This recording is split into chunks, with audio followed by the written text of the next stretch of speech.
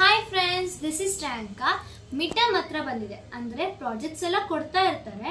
Projects ಬರೆಯೋದೆಲ್ಲ ಮಾಡ್ತೀವಿ, ಆದರೆ front page design ಸ್ವಲ್ಪ ಕಷ್ಟ ಆಗುತ್ತೆ.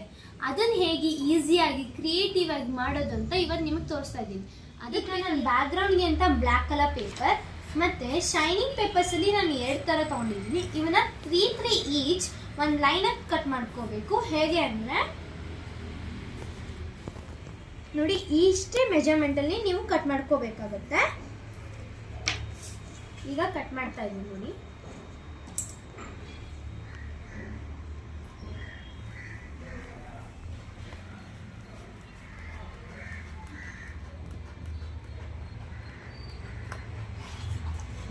ನೋಡಿ ಈ ಥರ ಈ ಶೈನಿಂಗ್ ಪೇಪರು ಮತ್ತು ಈ ಪೇಪರ್ನ 3 ಕಟ್ ಮಾಡ್ಕೋಬೇಕು.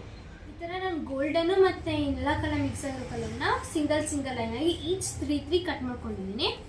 ಇವಾಗ ನಾನು ಈ ಗ್ಲೂನ ಬ್ಲ್ಯಾಕ್ ಪೇಪರ್ ಮೇಲೆ ಅಪ್ಲೈ ಮಾಡ್ಕೊಂಡು ಹೋಗ್ತಾ ಇದ್ದೀನಿ. ಇದನ್ನು ಮೊದಲೇ ಅಪ್ಲೈ ಮಾಡಿದ್ದೆ.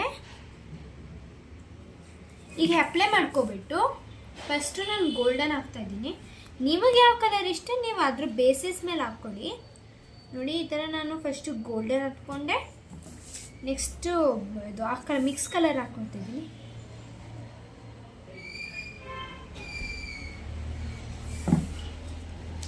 ಇದು ಬ್ರೌನ್ ಕಲರ್ ಮಿಕ್ಸ್ ಮಾಡ್ಕೊಂಡಿರೋದನ್ನ ಹಾಕ್ಕೊತಾ ಇದ್ದೀನಿ, ಮತ್ತು ಗೋಲ್ಡ್. ಈ ಥರ ನಾವು ಆ 3 ಕಲರ್ಸ್ನು ಕಂಪ್ಲೀಟ್ ಮಾಡ್ಕೋಬೇಕು.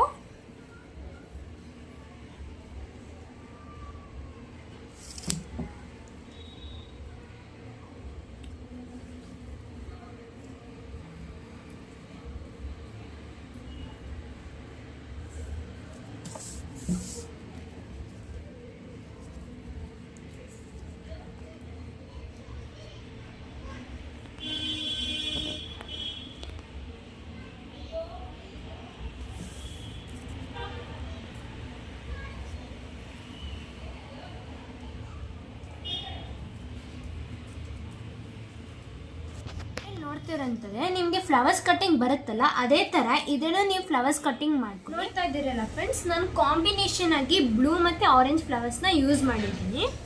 ನಾನು ಹಿಂದೆ ತೋರಿಸ್ತಾ ಇರೋಂಥದ್ದು ಇದನ್ನು ಹೀಟ್ ಮಾಡಿ ಕಂಪ್ರೆಸ್ ಮಾಡಿಬಿಟ್ಟು ಒರಿಜಿನಲ್ ಫ್ಲವರ್ಸ್ ಥರ ಮಾಡಿದ್ದೀನಿ.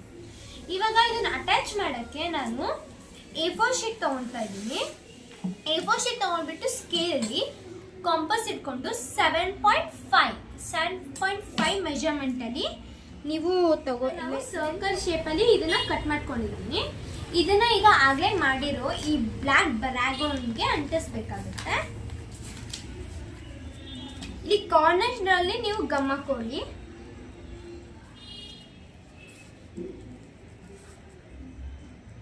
ಏನನ್ನು ಕಟ್ ಮಾಡಿರೋ ಥರನೇ ಈ ಬ್ಯಾಕ್ಗ್ರೌಂಡ್ಗೆ A4 ಸೈಜಲ್ಲಿ ಕಟ್ ಮಾಡಿರೋ ಸರ್ಕಲ್ ಶೇಪ್ನ ಅಂಟಿಸಿದ್ದೀನಿ. ಅಂಟಿಸ್ಬಿಟ್ಟು ನಾವು ಇಲ್ಲಿ ಫ್ಲವರ್ಸ್ ಕಟ್ ಮಾಡಿದ್ವಲ್ಲ ಆಗಲೇ, ಅದನ್ನು ಅಂಟಿಸ್ಬೇಕಾಗತ್ತೆ. ನಾನು ಫಸ್ಟ್ ಬ್ಲೂ ತಗೊಂಡು ಅಂಟಿಸ್ತಾ ಇದ್ದೀನಿ. ಇಲ್ಲಿಗೆ ನಾನು ಫಸ್ಟ್ ಬ್ಲೂನ ಅಂಟಿಸ್ತಿದ್ದೀನಿ. ಅಂಟಿಸಾದ್ಮೇಲೆ ನಾನು ಆರೆಂಜ್ ತಗೋತಾ ಇದ್ದೀನಿ. ಆರೆಂಜ್ನು ಸಹ ಅಲ್ಲಿಗೆ ಹಾಗೆ ಮಿಡಲಲ್ಲಿ ಅಂಟಿಸ್ಬೇಕಾಗುತ್ತೆ.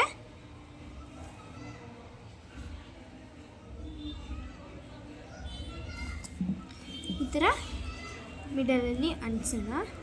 ನೋಡಿ ಈ ಥರ ನಾವು ಫ್ಲವರ್ಸ್ನ ಅಂಟಿಸ್ಕೋಬೇಕಾಗುತ್ತೆ. ಇದೇ ಥರನೇ ಈ ಕಡೆನೂ ಅಂಟಿಸ್ಕೋಬೇಕು.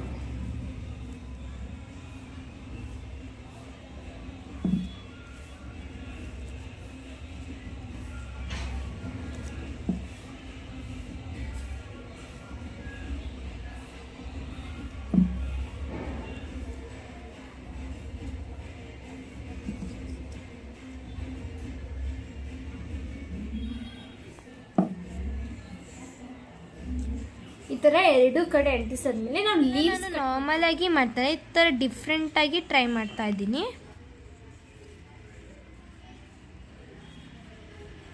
ಈ ಥರ ನಾನು ಡ್ರಾ ಮಾಡ್ಕೊಂಡಿದ್ದೀನಿ. ಇದನ್ನು ಈಗ ಕಟ್ ಮಾಡೋಣ.